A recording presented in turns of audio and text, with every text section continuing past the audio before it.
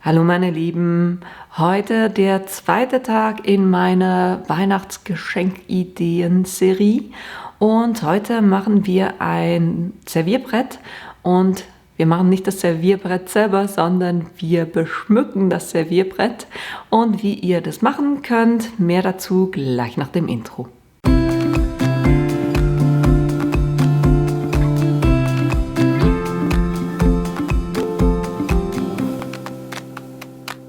Damit ihr seht, was wir heute machen werden, das ist so ein kleines Servierbrett und da werden wir einen Spruch mit der Hilfe von Vinylfolie als Schablone, dann mit Farbe hier eben einen Spruch draufbringen und da könnt ihr dann was auch immer ihr wollt draufpacken oder es einfach nur so verschenken, je nachdem, was ihr lieber habt und eben wie wir das jetzt machen, das gucken wir uns jetzt gleich an. Für dieses Projekt braucht ihr ein Tablett, ein Serviertablett. Da habe ich ganz einfach ein unbehandeltes Holztablett genommen und das dann mit der Aqua Holzbeize eingefärbt und so hat das einen schönen braunen Touch. Was ich halt einfach mag daran, man sieht trotzdem die Struktur des Holzes noch und deshalb mache ich das jeweils so. Ihr könnt es aber auch in einer beliebigen Farbe einfärben und dann müsst ihr halt einfach gucken, es kommt ja jeweils am besten zur Geltung, wenn ich einen hohen Kontrast habe und da ich das jetzt dunkel habe, werde ich da mit einer weißen Farbe drauf gehen. Oder nicht ganz weiß, ist so ein Vintage-Look. Dann brauchen wir natürlich den Plotter, wir brauchen eine Vinylfolie, eine Transferfolie, dann Schere, das ist ein Gitterungstool, ein Rakel und für die Farbe dann funktioniert es am besten, wenn ihr so Stupser habt, um die Farbe da aufzutragen, weil es geht darum, dass ihr die wirklich nur drauf tupft und nicht mit einem Pinsel entlang streicht, weil da läuft ja ansonsten die Gefahr, dass es trotzdem drunter, unter die Schablone quasi läuft. Und ich arbeite jeweils noch mit Handschuhen, damit ich dann die Finger nicht voller Farbe habe. Jetzt als allererstes müssen wir auf den Design Space und unser Motiv entwerfen. Ich werde hier ein komplett neues Projekt anlegen. Und sage noch Speichern vom alten Projekt, damit mir das nicht verloren geht. Und jetzt habe ich hier einen leeren Canvas und mein Ziel oder die Idee, die ich habe für dieses Servierbrett ist, ein großes Relax zu machen und dann drunter Nothing is under control, sowas in dem Stil.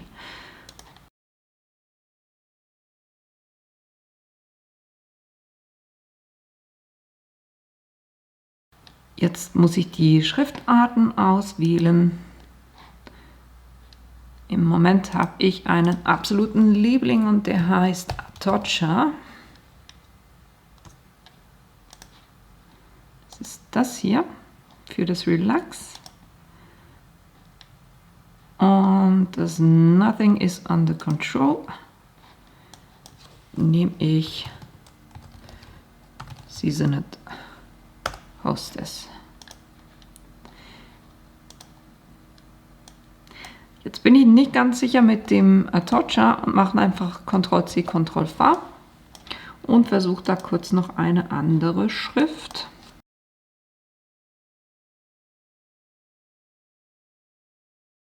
Ich versuche da jeweils verschiedene Schriften und gucke dann einfach, was in Kombination am besten aussieht. Der Schriftzug wird kleiner und wenn ihr mit Schablonen arbeitet, dann funktioniert das in der Regel besser, wenn ihr was habt, was nicht zu dünn ist oder nicht zu dünne Linien hat.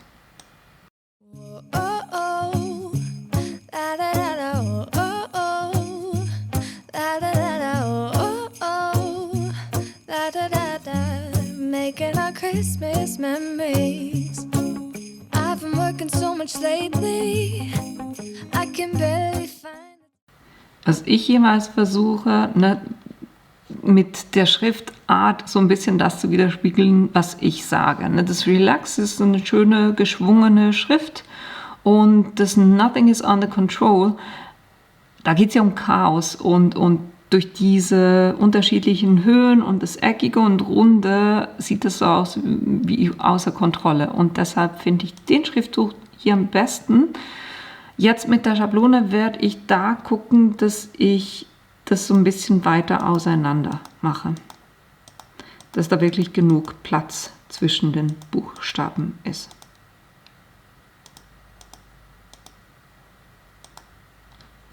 So in etwa so. Und übrigens, ne, das ist Zublio Black. Und das hier oben ist Huckleberry JF. Und das muss ich noch zerlegen und die Buchstaben aneinander bringen.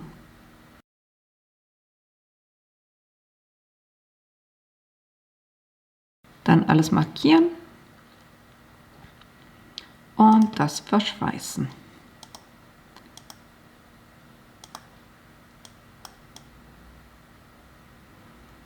Jetzt gucke ich mir noch die Größe an. Ich mache das jeweils so, dass ich einfach eine Form einfüge. Und der sage ich, die Breite sind 30 cm.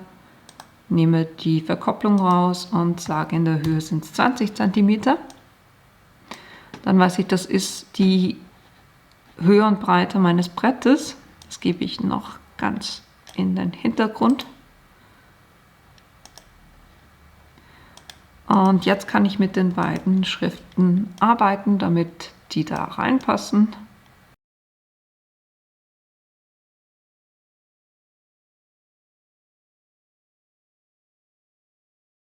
Und wenn ich eine große und eine kleine Schrift habe, versuche ich so, dass das Hauptaugenmerk hat, das heißt so ziemlich in der Mitte des Brettes ist und den Schriftzug dann so ein bisschen drunter.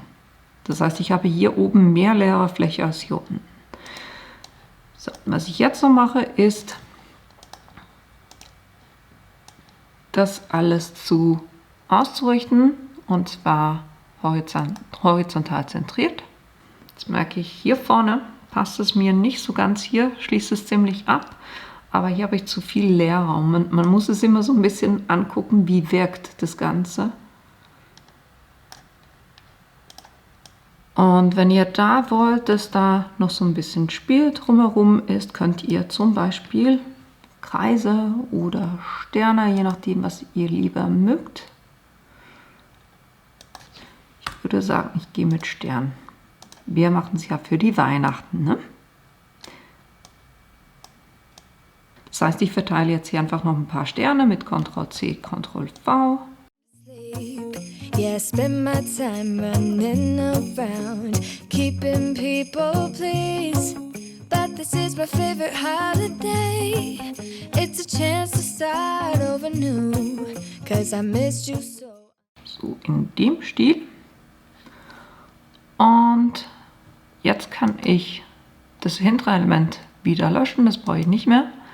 Und jetzt sehe ich gerade, dass alles bis auf den Schriftzug eine andere Farbe hat. Und das müsste dieselbe Farbe haben, weil ich alles aus einer Matte ausschneiden will. Und deshalb gehe ich hier auf die Farbe und sage alles schwarz. Und dann muss ich das Ganze auch noch verschweißen. Und so kann ich das jetzt herstellen. Ich gebe das hier jetzt extra so ein bisschen in die Mitte. Ich weiß, mein Brett ist 20 cm und ich habe auch die Vinylfolie auf 20 cm geschnitten und die 30 in der Breite. Von dem her versuche ich es so ein bisschen mittig zu platzieren. Die Vinylfolie müssen wir nicht spiegeln, von dem her können wir das sein lassen. Dann gehe ich auf Weiter.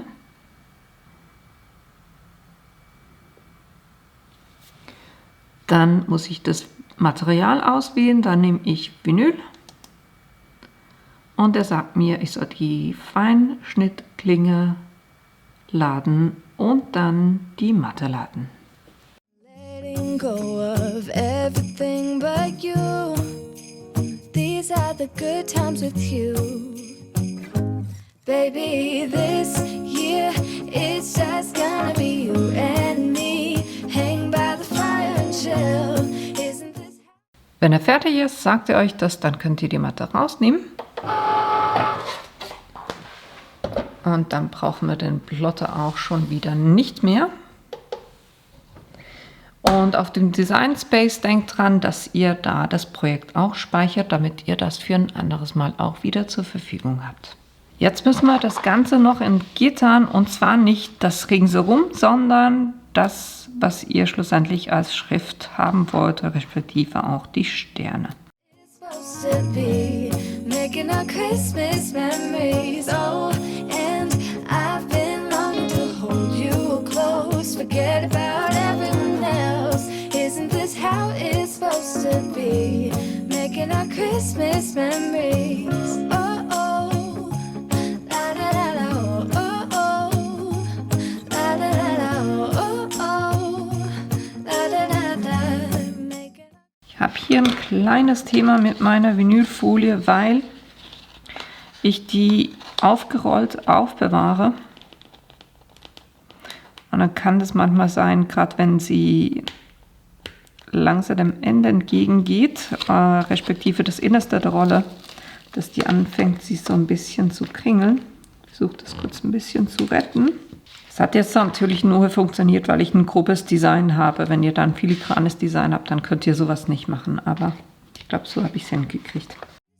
Memories. I've been wrapping presents for you. I've been hanging marbles in the tree. And I've lit my house with Christmas lights. So you should come back home to me. And when we wake up in the morning, I'm gonna play those carols that you love.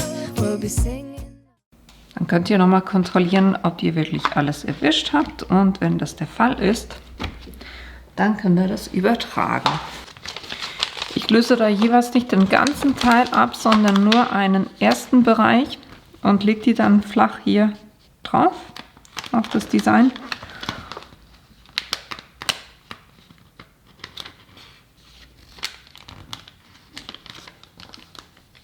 Und streiche die dann so drauf. So entstehen eigentlich fast am wenigsten Bubbles. Und dann kann ich die unten einfach wegziehen und hier das Ganze entlang streichen.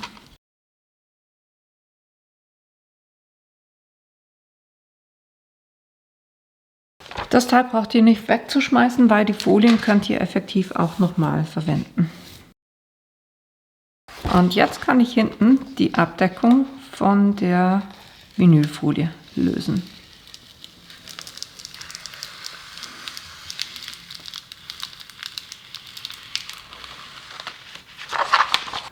Und dann kann ich mein Brett nehmen und das da so reinmachen, wie ich das am Schluss haben will. Achtung, ihr könnt das nicht hochheben und dann wieder runter machen, sondern das sollte in einmal passen. Das heißt, ich gucke, dass ich von den Seiten mittig bin und oben und unten und dass das schön gerade ist. Und lasst es nur fallen und drückt es hier in der Mitte fest. Und von da aus streiche ich das jetzt fest aufs Holz.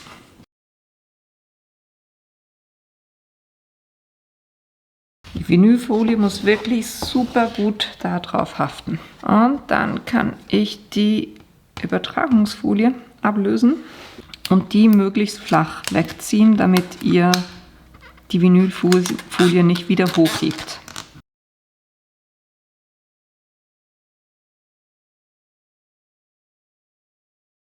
Und jetzt sollte die Vinylfolie hier wunderbar auf dem Holz drauf sitzen. Und jetzt können wir uns eigentlich vorbereiten, um hier die Farbe drauf zu bringen.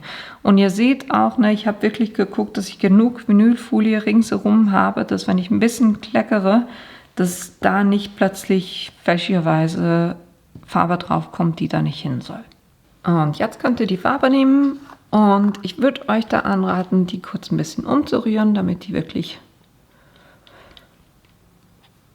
gut gemischt ist. Und was ihr dann macht, dass ich nehme da jeweils ein Stück Alufolie daneben, damit ich das immer so ein bisschen abtupfen kann. Und ich werde für den größeren Teil nehme ich das große und für die kleineren dann das kleine. Und ich muss mal gucken, je nachdem wie gut die Deckkraft der Farbe ist, gibt da wirklich nicht zu viel Farbe drauf, sondern lieber wenig. Wenn es nicht gut deckt, lasst ein bisschen trocken und dann geht dann nochmal drüber. Das heißt, ich nehme da jetzt einfach ein bisschen Farbe.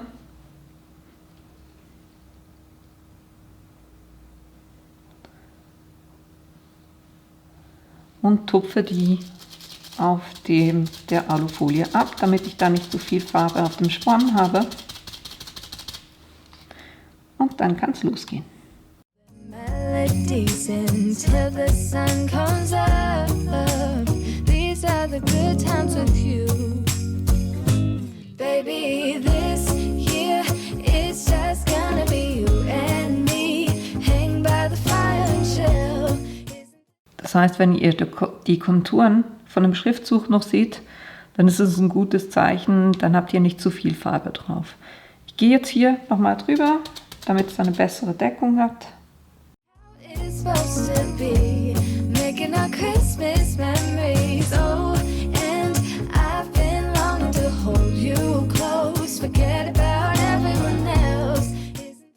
So lasse ich das jetzt kurz ein bisschen antrocknen und wasche die Schwämme kurz aus.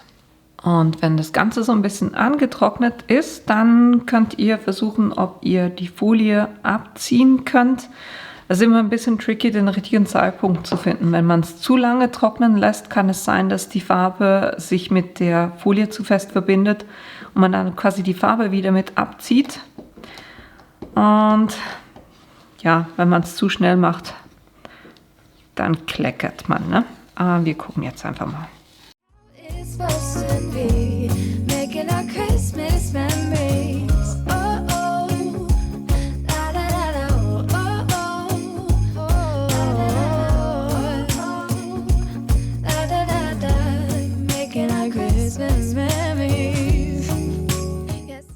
Wenn ihr Farbe an den Fingern habt, wascht die wirklich ab, nicht dass dann plötzlich Farbe an eurem Projekt dran ist. Und dann könnt ihr versuchen, den Rest der Folie noch abzuziehen.